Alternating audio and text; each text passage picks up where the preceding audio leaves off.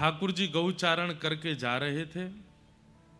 जैसे ही स्वर्ण रथ को मथुरा की ओर से आते हुए देखा, ब्रजवासी सब घबरा गए। हर बार राक्षस आते थे, इस बार स्वर्ण रथ में बैठ के कौन आया है? अक्रूर जी महाराज आए, ब्रजवासियों की भीड़ लग गई, भैया मथुरा से कोई मंत्री आया है, क्या खबर लेके आया?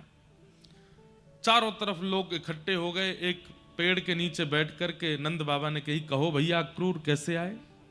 पत्र पढ़ के सुनाया कि महाराज कंस ने पत्र लिख करके भेजा है कि आपके दोनों पुत्र कृष्ण बलराम ने इंद्र की वर्षा से व्रजमंडल की रक्षा की, इसलिए हम उनको पुरस्कृत करना चाहते हैं और दोनों बालकों को मथुरा बुला रहे हैं। मथुरा का नाम सुनते ही ब्रजवासी घबरा गए। सब ब्रजवासियों के चित्त में आई, हमें कोई पुरस्कार ना चाहिए, हमें कोई उपहार ना चाहिए। और लाला तू तो मना कर दे, कोई उपहार नहीं चाहिए, कहीं ना जाएगो हमारो लाला। और वह दुष्ट कंस के पास तो बिल्कुल ना जाएगो। ठाकुर जी चाहते तो हैं कि मैं हामी भर दूं, लेकिन ठाकुर जी को याद आ रही है। 2 दिन पहले नारद जी ठाकुर जी के पास आए थे और ठाकुर जी से आके कह के गए, भगवान इतने प्रेम इतने भाव से आप लीला ब्रजमंडल में कर रहे हो, कंस को कब मारोगे?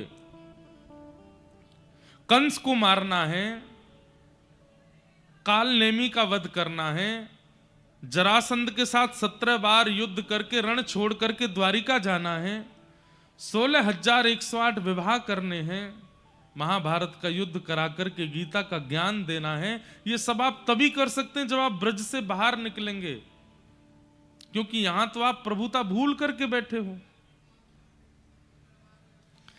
सत्य मानिए बंधुओं, भगवान नारद जी से कहते हैं, नारद मैं सच बताऊं? बोले क्या? मैं भूल गया था कि मुझे ये सब भी करना है। इन ब्रजवासियों ने इतना प्रेम दिया है, इतना स्नेह दिया है, मैं भूल गयो कि मुझको मथुरा जानो है, ये सब लीला करनी है। नारद तुम देख लो ना, कोई व्यवस्था बन सके।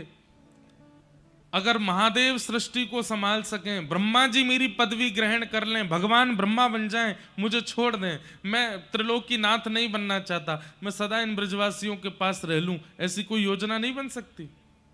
मैं इन ब्रजवासियों को छोड़ नहीं पा रहा हूं। नारद जी महाराज सिर पकड़ करके बैठ गए। बोले, वेद जिनके रों से प्रकट होता है,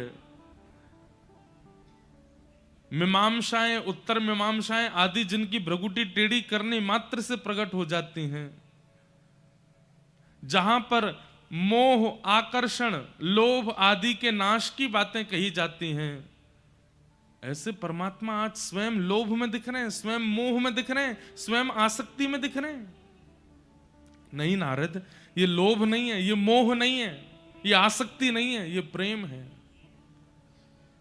मैं परमात्मा हूं, मुझे कोई नहीं बांध सकता, पर इन ब्रजवासियों ने इतना प्रेम दिया है मुझे कि मैं बंध गया हूं इनके पास में, मैं कैसे जाऊं यहां से? नारद जी बोले, मैं आपके पास ज्यादा देर नहीं बैठूंगा, आप तो अलग बात कर रहे हैं। ठाकुर जी मुझे कुछ नहीं पता, परसों कंस का मृत्यु देखना चाहता हूं आपके हाथों, कैसे भी करके निकलिए व्रज से, आपको लोक कल्याण जग कल्याण करना है, वृंदावन में रह के नहीं हो पाएगा, क्योंकि यहां आप प्रेम के वशीभूत हैं और ज्ञान और वैराग्य आदि का लक्षण प्रकट होगा ही नहीं। अगर प्रेम प्रधान होगा तो, प्रेम प्रधान होता है तो ज्ञान दिखाई नहीं देता, प्रेम प्रधान होता है तो वैराग्य दिखाई नहीं देता। आपको वृंदावन से निकलना पड़ेगा नाथ। सोचिए बंधुओं, ठाकुर जी उनको 3 दिन तक नींद नहीं आई कि मैं व्रज से कैसे जाऊं। आज जब अक्रूर जी महाराज ने आकर के कहा कि आपको पुरस्कार देने के लिए मथुरा बुलाया है, सब ब्रजवासी कहने लगे, हमारे लाला पुरस्कार ना चाहिए, हमारो लाला कहीं ना जाएगो, अक्रूर जी तुम वापस लौट जाओ, कंस से मना कर दो, हमें पुरस्कार ना चाहिए। ठाकुर जी चुपचाप बैठे हैं। थोड़ी देर में सब ब्रजवासी बोले, लाला तू बोल दे, मना कर दे कि मोह ना जानो मथुरा। तो ठाकुर जी हृदय पर पत्थर रख करके बोले, क्यों? आप सबके बालक कोई अच्छा काम करें, उनको पुरस्कार मिले तो सब भेज देते हो, और मैं केवल तुम्हारे काज कालिया नाग मार तो डोलूं, तुम्हारे काज गिरिराज जी उठा तो डोलूं, तुम्हारी गैया ने चराऊं, तुम्हारी रक्षा करता रहूं। और आज जीवन में पहली बार कोई ने विचार किया कि मुंह को पुरस्कार मिले तो सबरे मना कर रहे हो, मुझसे पूछी एक भी बार। ब्रजवासी स्तब्ध रह गए ठाकुर जी की बात सुन के। ठाकुर जी मन से नहीं बोल रहे हैं। ना लाला, हमें तो यूं लगी कि तू मथुरा जाएगो, 2 दिन के कट जाएगो, हमारे बिना कैसे रहेगो। क्यों? मैं क्यों ना रहूंगो, मैं तो जाऊंगो, मैं पुरस्कार लेके आऊंगो। हाँ, तुम ब्रजवासी ने तो केवल कभी मुंह को चोर बनाए दें, कभी मुंह को कछू बनाए दें, कभी मुंह कालिया नाग मरवा दें, अगासुर बकासुर धेनुकासुर पूतना आदि। मैं केवल यहाँ पर रक्षा करवे में ही रहूंगो। अरे पुरस्कार मिले सब जामे, मैं भी जाऊंगो। ब्रजवासियों के नेत्र सजल हो गए। लाला, हमने यहाँ मारे ना कही, हम तो यहाँ मारे कह रहे कि तू हमारे बिना कैसे रहेगो। क्यों? मैं क्यों नहीं रहूंगो, मैं घर में ही बूढ़ो होऊंगो का, मैं बड़ो है गया हूं, मैं भी जाऊंगो मथुरा, पुरस्कार लेके आऊंगो। सब ब्रजवासी स्तब्ध हो गए।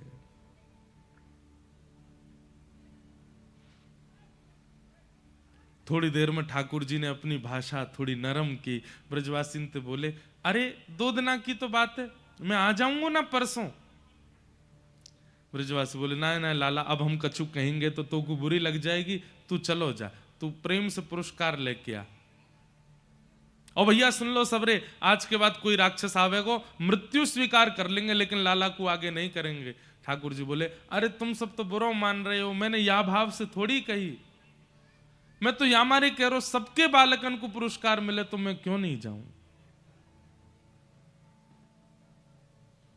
ब्रजवासी बोले, ना लाला तू चलो जा, तू तो रह लेगो हमारे बिना। वास्तव में बात तो ये कि हम कैसे रहेंगे तेरे बिना,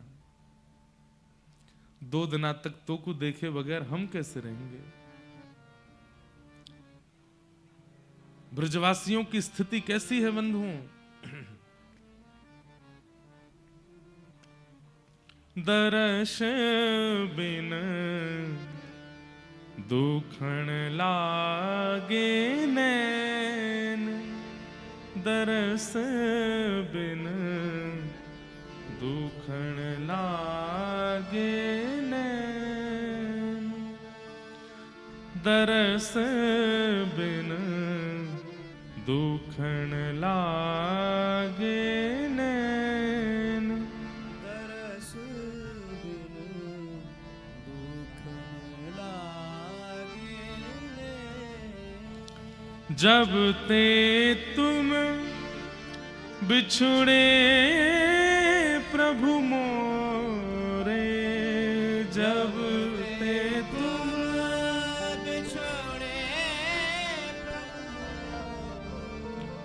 कबहु न पायो चैन, हाँ कबहु न पायो चैन, दरस बिन दुखण लागे नैन, दरस बिन दुखण लागे नैन। मीराबाई का पद है, कल ना परत पल हरि मग जोवन, कल ना परत पल हरि मग जोवन, भई क्षमा सिरैन, भई क्षमा सिरैन। मीरा के प्रभु कब रे मिलोगे, मीरा के प्रभु कब रे मिलोगे, दुख मेटन सुख देन, दुख मेटन सुख देन, दरस बिन दुखण लागे, दरस बिन दुखण लागे। लाला तू अभी गयो नहीं है, और तेरे जावे की बात कान में पड़वे ते हमारो हृदय ऐसो पिघल रहे है, इतनो रोनो आ रो है, तू चलो जाएगो तो हम कैसे रहेंगे। ठाकुर जी बोले अरे मैं हमेशा के काज ना जा रो, कल जाऊंगो, परसों आ जाऊंगो। लाला तू परसों बोल रहा है लेकिन हमको बरसों सुनाई दे रही है। हम तोते जिद नहीं करेंगे, तू फिरते हमें डांटने लगेगो, लेकिन लाला तू तो रह लेगो, हम कैसे रहेंगे तेरे बिना। एक दिना भी हम तेरे बिना रह ना सके। सोचिए बंधुओं, ब्रजवासियों की स्थिति कैसी है। जब से ठाकुर जी का जन्म हुआ है ब्रजमंडल में, ब्रजवासी भोजन नहीं बनाते, कपड़े नहीं पहनते, जल नहीं भरने जाते, गोबर नहीं चौकाते, गैया नहीं चराते। सब कार्यों के पीछे एक ही ध्यान है, भोजन इसलिए बनाएंगे क्या पता कन्हैया घर आ गए हो तो। चौका इसलिए लगाते हैं कि कहा पतो कन्हैया आ गए तो घर सुंदर दिखना चाहिए। गैया इसलिए चराने जाते हैं कि कल को कहीं कन्हैया दूध पीवे आ गए होता तो बढ़िया वारो दूध मिलना चाहिए। जल भरने इसलिए जाते हैं कहीं कन्हैया जल पीवे आ गए हो तो। वस्त्र इसलिए पहनते हैं कहीं कन्हैया सामने आ गए हो तो वाकु देखवे में हम भावे। हर किसी ब्रजवासी की एक ही स्थिति है, कन्हैया कृष्ण। वो अपने लिए क्रिया नहीं कर रहे हैं, सारी क्रिया कृष्ण के लिए करते हैं। एक दिन के लिए मथुरा जाना है, इस बात से इतने व्याकुल हो रहे हैं कि लाला हम कैसे रहेंगे।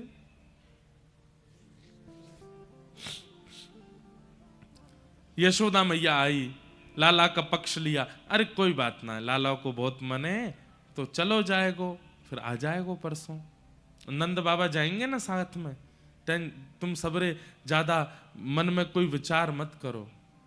यशोदा मैया लाला को भीतर ले गई, अपने हृदय से लगायो, और मैया मनी मन पूछ रही है लाला से, लाला तू रह लेगो ना मेरे बिना एक दिन। मैया को था कि ठाकुर जी मना करेंगे, लेकिन ठाकुर जी बोल गए हाँ मैया रह लूंगो। मैया के हृदय में प्रेम प्रकट हुआ, व्याकुल हो गई, हृदय से लगा के सुला दिया ठाकुर जी को। सूर्य उदय जैसे ही हुआ, सब ब्रजवासी द्वार पर ठाड़े हैं, अपनी स्थिति लेकर के खड़े हैं कि कहीं हमारी स्थिति देख के कन्हैया को दया आ जाए और वो नहीं जावे, यहीं रुक जावे। ठाकुर जी तैयार भये, जैसे ही नंद भवन से निकसे, ब्रजवासियों के स्वर नहीं निकल रहे हैं, पर अश्रुओं की अविरल धार गिर रही है नेत्रों से। ठाकुर जी सबके हाथ पकड़ते हैं, सबके गालों का स्पर्श करते हैं, सबके सिर पे हाथ फेरते हैं। मैं आ जाऊंगा परसों, मैं परसों आ जाऊंगा।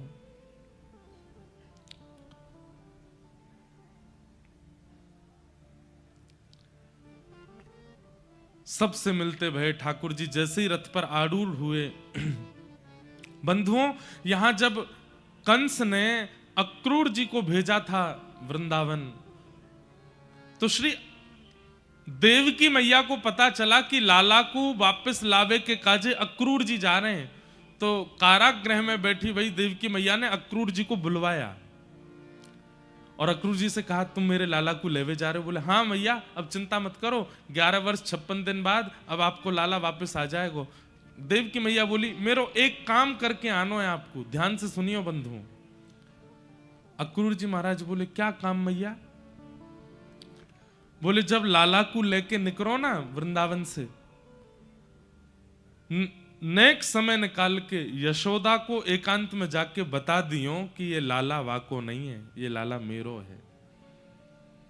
कई लोगों के चित्त में आया होगा कि ये बात देवकी मैया क्यों बुलवा रही हैं, क्या किसी प्रतिस्पर्धा की भावना है या उनके मन में कोई और भावना। नहीं, देवकी मैया जानती हैं कि अब कृष्ण वापस लौट करके व्रज जाने वाले नहीं हैं, और यशोदा इतना ममत्व करती है, इतना प्रेम करती है कन्हैया से कि अगर कृष्ण 2 दिन तक लौट करके नहीं गए तो प्राण निकल जाएंगे यशोदा के। यशोदा को वास्तविकता पता होनी चाहिए कि कृष्ण किसका पुत्र है। अगर वास्तविकता पता होगी तो मन में क्षोभ होगा, लेकिन फिर कन्हैया लौट के आएंगे इस उम्मीद में बैठी नहीं रहेगी वो। इसलिए उसको बता के आना कि कृष्ण किसका पुत्र है। और अब कन्हैया लौट कर के व्रज नहीं जाएगा, ये बात यशोदा के कान में बोल के आना अक्रूर। अक्रूर जी महाराज बोले, मां मुझे ऐसा लग रहा है जैसे मानो कुंटलों भारी पहाड़ मेरे ऊपर गिर दिया हो, मैं ये काम कैसे करूंगा? मेरा नाम अक्रूर है, व्रजमंडल मुझे क्रूर कहकर के बुलाएगा। एक तो मैं कृष्ण को दूर कर रहा हूं, ऊपर से सत्य बता करके आऊंगा कि कृष्ण उनके पुत्र नहीं है। नहीं, सब ब्रजवासियों को मत बताना, केवल यशोदा को बताना। ठाकुर जी रथ में आरूढ़ हुए। अक्रूर जी महाराज बोले, भगवान आप ब्रजवासियों से मिलो, मैं नेक यमुना जी प्रणाम करके आऊं। ठाकुर जी बोले, हाँ जाओ। अक्रूर जी यमुना जी तो नहीं गए, पीछे खड़ी यशोदा मैया के हाथ पकड़े, मैया नेक आओ, आपसे चर्चा करनी है। यशोदा मैया को नंद भवन में ले गए, चरणों में प्रणाम करते हुए कहा, मैया ये कार्य करने में मुझे पाप का बोध हो रहा है, लेकिन मुझे आपको बताना पड़ेगा। कहा बात है अक्रूर, ऐसे काहे को बोल रहा है? 11 वर्ष 56 दिन पूर्व आपने सुना होगा कि कंस के कारागृह में अष्टभुजी देवी भद्रकाली प्रकट हुई थी। हाँ, मैंने सुनी तो हती कि एक देवी प्रकट भई। बोले, हाँ मां, वास्तविकता यह है कि आपके यहां लाली का जन्म हुआ था और कंस के कारागृह में वसुदेव देवकी के यहां पुत्र का जन्म हुआ। वसुदेव जी ने उस बालक की रक्षा के लिए वहां से लाकर के उस बालक को गोकुल में आपके पास सुला दिया और आपकी पुत्री को ले जाकर के कंस को दिया। वही पुत्री अष्टभुजी देवी काली बनी और जिस बालक को देवकी ने जन्म दिया वही पुत्र आपके यहां आया और वही कृष्ण है। कृष्ण देवकी के पुत्र हैं मां। मुझे बताने में बहुत संकोच है, पर मैं आपसे कहना चाहता हूं, 11 वर्ष 56 दिनों से कारागृह में प्रतीक्षा कर रही है मां देवकी। कृष्ण अब मथुरा जाएंगे, संभवतः लौट करके नहीं आएंगे। वो आपके पुत्र नहीं है, वो देवकी के पुत्र हैं। ये बात सुनकर के यशोदा मैया का तो मानो जैसे संपूर्ण शरीर ठंडा पड़ गया। स्तब्ध हो गई मैया। अब क्या कहना है, क्या बोलना है, क्या करना है, इसकी कोई स्थिति उनको नहीं पता।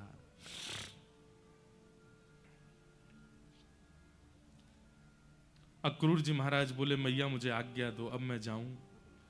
और प्रणाम करके अक्रूर जी चले गए। मां रोकना चाह रही है पर शब्द नहीं निकल रहे हैं, मानो जैसे देह खड़ा है और आत्मा निकल चुकी हो देह से। ऐसी स्थिति यशोदा मैया की हो गई।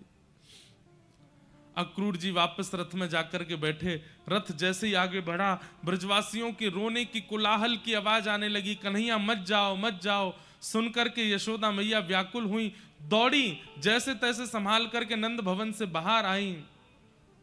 कन्हैया रुक जा, अरे मेरे लाला नेक रुक जा। ठाकुर जी के पीछे दौड़ने लगी।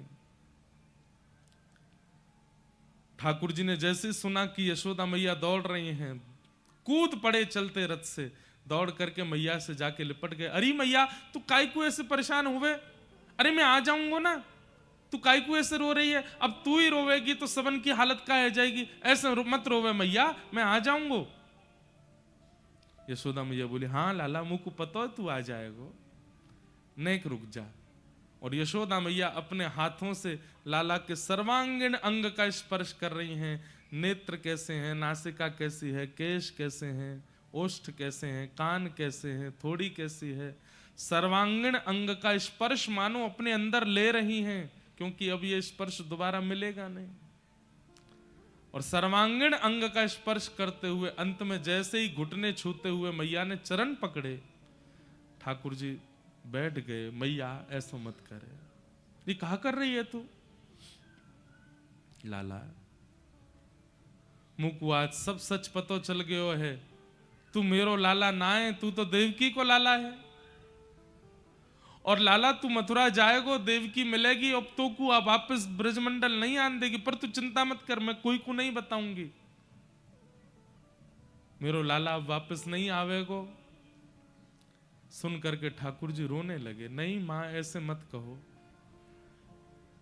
मैया बोली देख लाला अब तू ज्यादा हल्ला मत करियो, तू चलो जा, लेकिन मेरी एक बात मान जा। बोले कहा, अब तू जीवन भर मत आइयो वृंदावन, लेकिन तो को कभी खबर पड़ जाए कि यशोदा के प्राण ने करवे वारे हैं, अब मैं तेरी मैया नहीं हूं, अब तो मैं तेरी धाई मां हूं। धाई मां कौन होवे? जो मां जन्म देवे वो मां, और जो बालक को पाले पोसे संग रखे खिलावे पिलावे वो धाई मां है। यशोदा बोली मैं तो तेरी धाई मां हूं ना। ठाकुर जी रो रहे हैं, चरण पकड़ रहे हैं। नहीं मां ऐसे मत बोलो, आप मेरी मैया हो।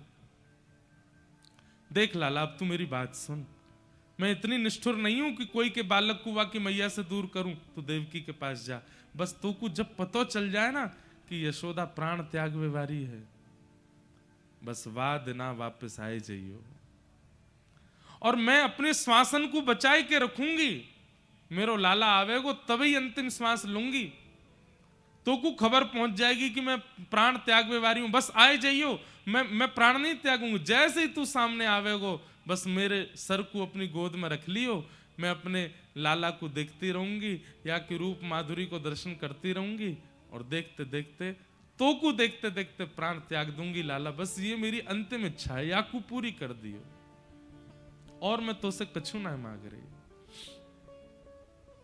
और अपनो ध्यान रखियो लाला, खूब प्रसन्न रहियो। कहते कहते कहते यशोदा मैया बेहोश हो गई। ठाकुर जी की बड़ी विचित्र स्थिति हो गई है। आज परमात्मा को अपनी स्थिति पर संशय हो रहा है कि मैं सच में परमात्मा हूं। ये ब्रजवासियों ने कैसे प्रेम पाश में मुझे बांध लिया है, जिसको कभी कोई आसक्ति नहीं होती, जिसको कभी मोह नहीं होता, जिसको कभी किसी के प्रति आसक्ति नहीं होती, आज वो कैसे बंध गया है इन ब्रजवासियों से।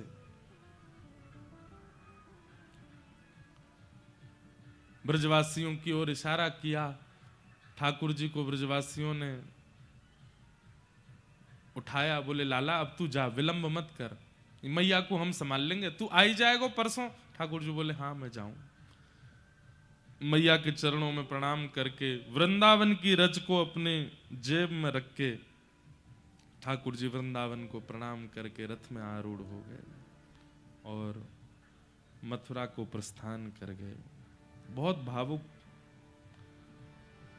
कथा है।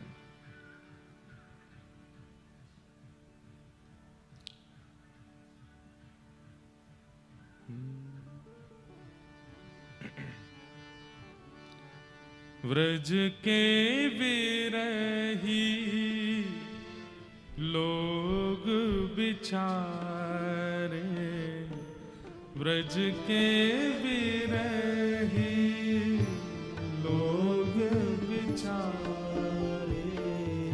सब खड़े खड़े देख रहे हैं, केवल आंसू धार की तरह, नदी की तरह गिर रहे हैं नेत्रों से, केवल रथ की ओर देख रहे हैं। और ब्रजवासियों के मन में यह भावना आ रही है कि हमारी याद आवेगी, लाला जा ना पावेगो मथुरा। देखियो सब एक दूसरे के देख, अब ही कूदेगो लाला, अब ही कूदेगो, जा ही ना पावेगो मथुरा। देख वहां पेड़ तक रथ जाएगो, और देखियो अपने आप रथ को रोक के लाला दौड़ तो भयो आवेगो। हमने प्रेम इतना दियो लाला को, जा ही ना पावेगो।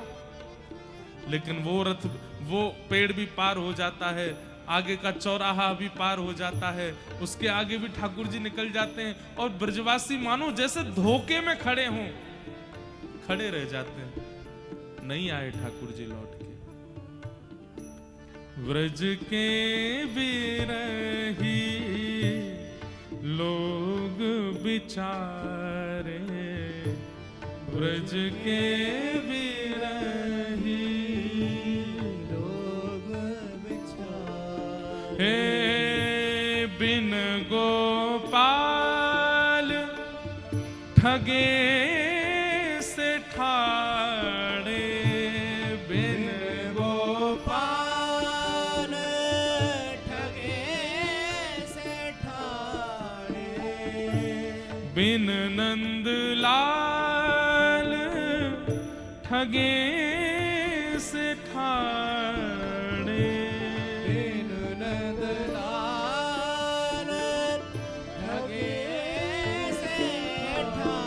हे अति दुर्बल तन्हारे, अति दुर्बल तन्हारे, हारे ब्रज के बिरही लोग बिचारे, ब्रज के बिरही लोग बिचारे। मात यशोदा पंथ निहारे, मात यशोदा पंथ निहारे, निरखत साँझ सवारे, निरखत साँझ सवारे। ब्रज की ऐसी स्थिति बन गई है, सूर्य उदय होते ही सब ब्रजवासी, लाखों ब्रजवासी मथुरा की ओर मुख करके उस मार्ग में बैठ जाते हैं जिस मार्ग से ठाकुर जी गए हैं, और आपस में चर्चा करते हैं, परसों की कह के गए हो, अभी तक नहीं आए हो। कोई ब्रजवासी, अरे मैं तो पहले ही कह रहा हूं, जे बड़ो कपटी है, परसों ना बोल रहा, बरसों कह के गए हो है। दूसरे उठ जाते हैं, अरे तू हमारे लाला पे लांछन मत लगावे, वो परसों की कह के गए हो, परसों ही आवे। वो कब आवेगी परसों? बोले आज हम परसों कहेंगे तो मतलब परसों, कल के बाद आवेगी। बोले कल फिर ते कह दियो परसों, तो फिर कल के बाद आवेगी। ऐसे करते करते तो कितने महीना निकल गए, अभी तक नहीं आए लौट के। रोने लगते हैं, ठाकुर जी की लीला याद करके हंसने लगते हैं, देखते रहते हैं। हवा के झोंके से अगर पेड़ भी हिल जाता है मथुरा की दिशा का, ब्रजवासी मानो जैसे खड़े हो जाते हैं। देख कछु आ तो रोए वहां से, जाके देखते हैं, बोले हवा चल रही है, कोई रथ नहीं आ रहा है। संध्या होती है, सब ब्रजवासी दौड़ते दौड़ते नंद भवन जाते हैं और रोते हुए कहते हैं, अरे मैया यशोदा, तेरो लाला आज नहीं आयो, परसों की कह के गयो, आज भी नहीं आयो। ब्रज के बिरही लोग बिचारे, ब्रज के बिरही लोग बिचारे। जो कोई कान कान कहीं बोले, जो कोई कान कान कहे बोले, जो कोई कान कान कहीं बोले, जो कोई कान कान कहे बोले। आखिन बहत पनारे, आखिर बहत पनारे। हे यह मथुरा काजर की रेखा, यह मथुरा काजर की रेखा। जेनिक से ते कारे, जेनिक से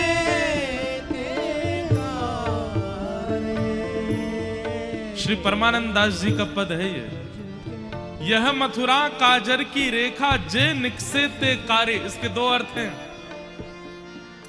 ब्रजवासी मानो मथुरा के प्रति दुर्भावना करते हुए कह रहे हैं, या मथुरा ने हमारो लाला छीन लियो हमते, यहां ते जो निकसे जो आवे वो कारो है, वासे बात नहीं करनी हमको। और दूसरा अर्थ क्या है, इतना प्रेम में विह्वल हो चुके हैं ब्रजवासी कि मथुरा से जो आता है उनको लगता है कृष्ण है, दौड़ पड़ते हैं। कोई गोरा होता है तो कहते हैं अरे लाला मथुरा जाए के गोरो है गो, तब वो कहे मैं कृष्ण नहीं हूं, मैं कोई और हूं। कोई मोटा आ जाए तो दौड़ पड़ते हैं मथुरा की ओर से आया, अरे लाला खा पी के मोटा है गो हमारो, मैं कृष्ण नहीं हूं। कोई स्त्री आ जाए तुरंत जाते हैं, अरे लाला तू तो यहीं पे छोरी बनो डोलता, वहां जाके पूर्ण स्त्री बन गो, अरे मैं कृष्ण नहीं हूं। मथुरा से आने वाला हर व्यक्ति काला दिखता है, मतलब कृष्ण दिखता है। यह मथुरा काजर की रेखा, यह मथुरा काजर की रेखा, जेनिक से ते कारे, जेनिक से ते कारे, ओ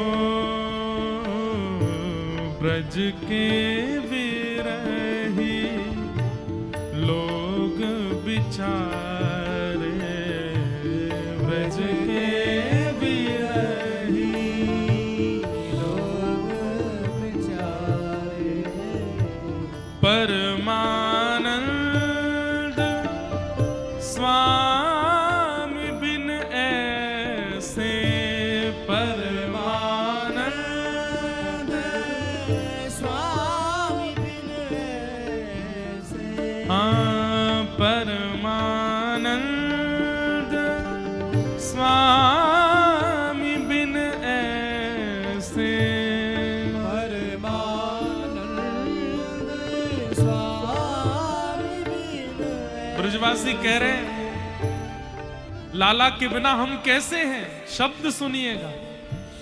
परमानंद स्वामी बिन ऐसे, परमानंद स्वामी बिन कैसे? जैसे चंद बिन तारे, हाँ जैसे चंद्र। बिन तारे, अरे जिस दिन चंद्रमा नहीं निकलता अमावस्या के दिन, उस दिन तारे भी नहीं दिखते। चंद्रमा है तो तारे हैं। परमानंद स्वामी बिन ऐसे, जैसे चंद बिन तारे। व्रज के बिरही लोग बिचारे, व्रज के बिरही लोग बेचारे, व्रज के बिरही लोग बिचारे, ब्रज के बिरही लोग बेचारे। ऐसा प्रसंग है भागवत जी का कि इसमें प्रवेश करने में भय भी लगता है और करे बिना रहा भी नहीं जाता। पर हम अब और अधिक इस विषय पर नहीं बोलेंगे।